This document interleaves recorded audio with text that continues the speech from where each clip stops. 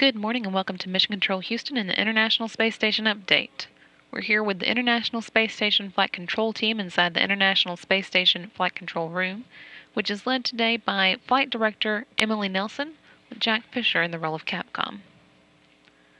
On board the space station, the three members of Expedition 34 are more than halfway through their day, which began at 1 a.m. Central Time this morning.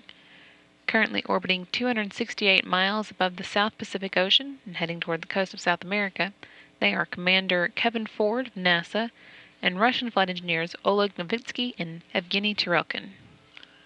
Ford, Novitsky, and Tarelkin have been at the space station since October 25th when their Soyuz TMA-06M vehicle docked to the Russian Poisk module. At the time, they were joining Sonny Williams, Aki Hoshide, and Yuri Malenchenko, who had been there since July. However, those three crew members left last month, and Ford, Novitsky, and Tarelkin have been alone at the station since then. That won't be the case for much longer, however. Next week, they'll be joined by the remainder of the Expedition 34 crew, Chris Hadfield of the Canadian Space Agency, Tom Marshburn of NASA, and Roman Romanenko of Russia. Hadfield, Marshburn, and Romanenko are scheduled to launch on December 19th at 6:12 a.m. Central Time from the Baikonur Cosmodrome in Kazakhstan, and they're already there in Kazakhstan awaiting their departure. Today they've been brushing up on their launch to docking flight plan, but over the weekend they also took part in a traditional flag-raising ceremony on the grounds of their crew quarters at the Cosmonaut Hotel in Baikonur.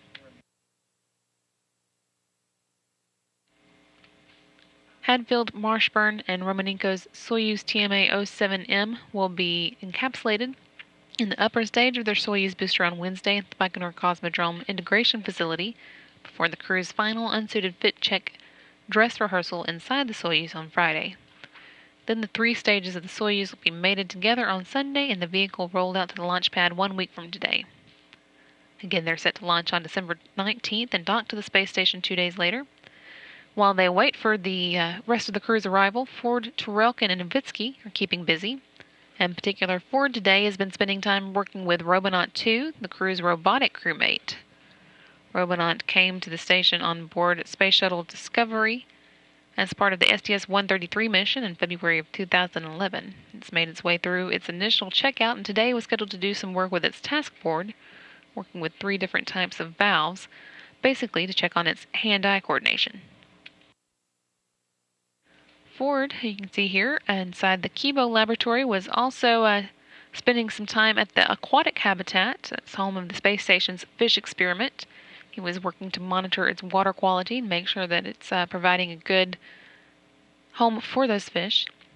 And his Russian crewmates, Tarelkin and Novitsky, were unpacking the Progress 49 vehicle and taking inventory of the Russian segment's tools and hardware.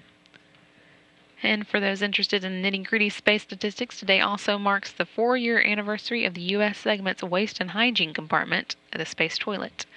According to flight controllers, it's now been used more than 26,400 times. And that's what's been going on in space today. This is Mission Control Houston.